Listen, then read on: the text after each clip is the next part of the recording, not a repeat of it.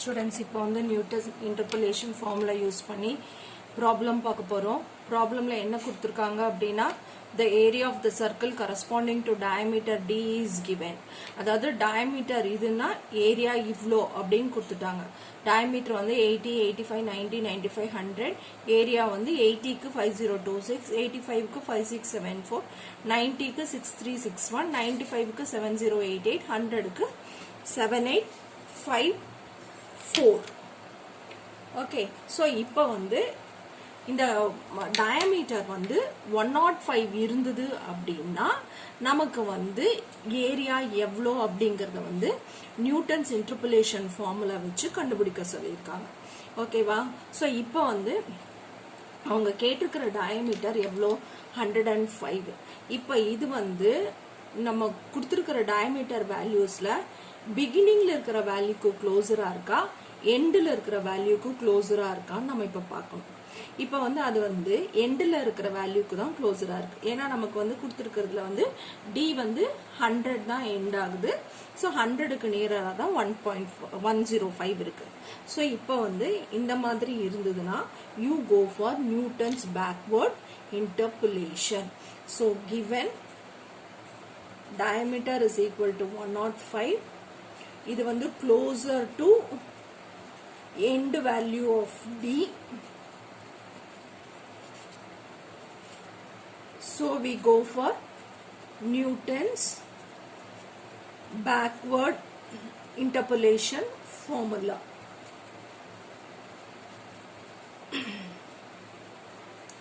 Backward interpolation formula.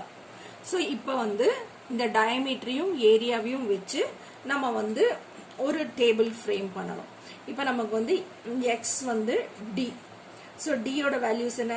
80, 85, 90, 95, 100.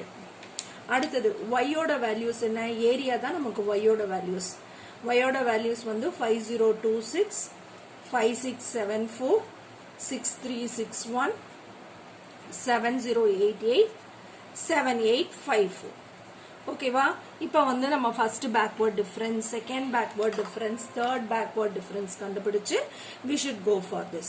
சரி, இப்போ வந்து நம்ம வந்து first backward difference of y கண்டுபிடிக்கும். ஓகேவா? இப்போ first backward difference of y எனக்கு எப்படி வரும் அப்படின்னா இந்த 5674ல இருந்து நான் 5026 சப்ராக்ட் பண்ணணும். ஸோ அப்போ எனக்கு இங்க என்ன வரும்னா 648.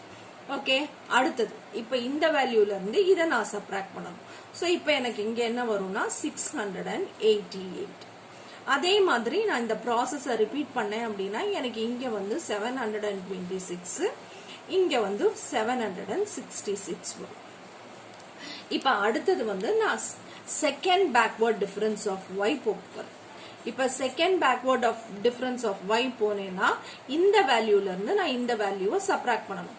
ஸோ அப்ப எனக்கு இங்க 40 வரும். அது இதே ப்ராசஸ் நான் ரிப்பீட் பண்றேன்.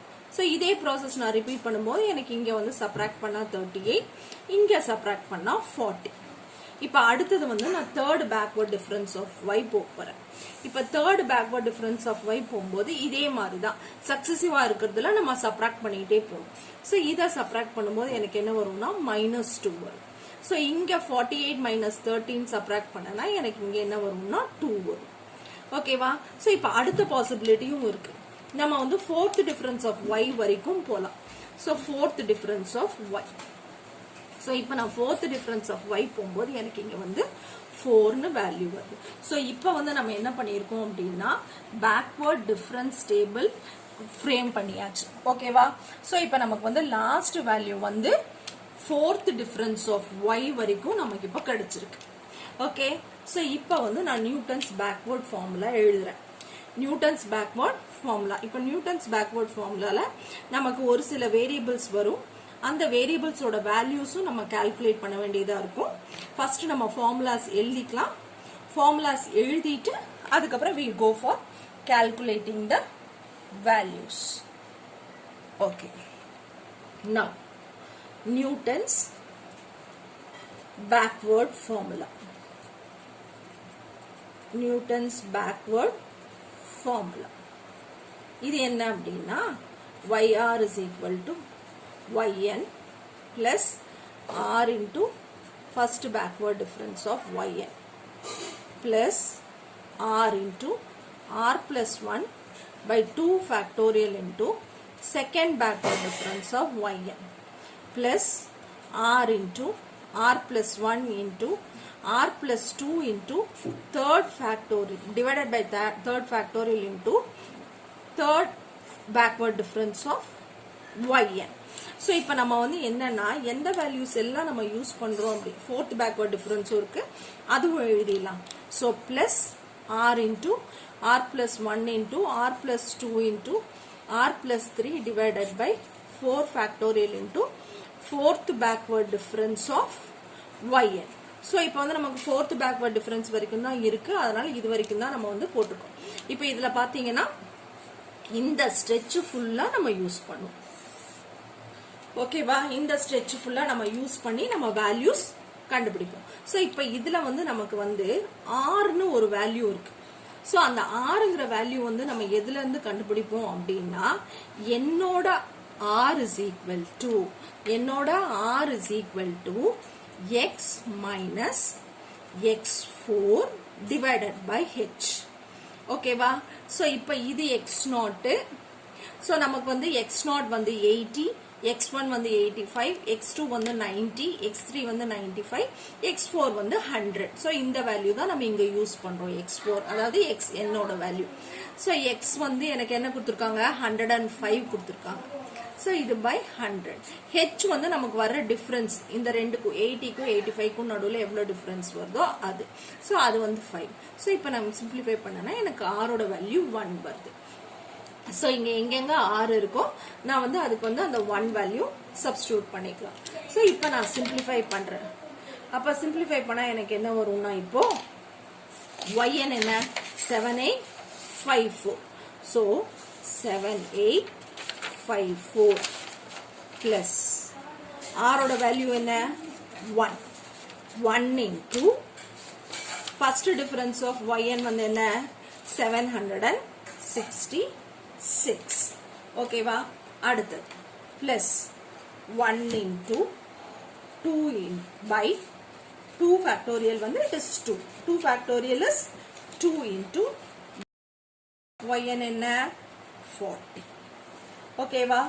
plus 1 into 2 into 3 by 3 factorial into y என்ன 2. okay plus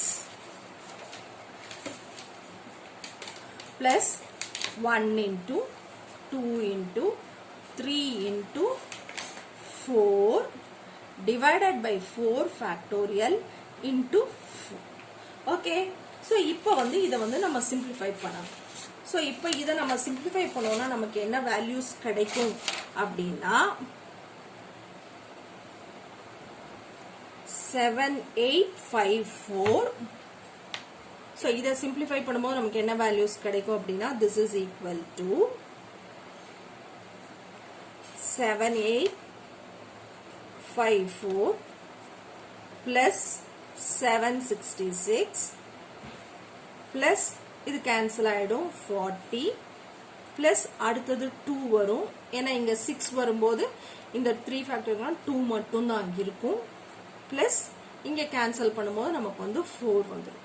சோ நமக்கு ஆன்சர் வந்து 866 வரும். ஓகேவா? சோ இப்போ வந்து diameter 105 இருந்தது அப்படின்னா ஏரியா வந்து 8666. thus if diameter is equal to 105, area is equal to 8666.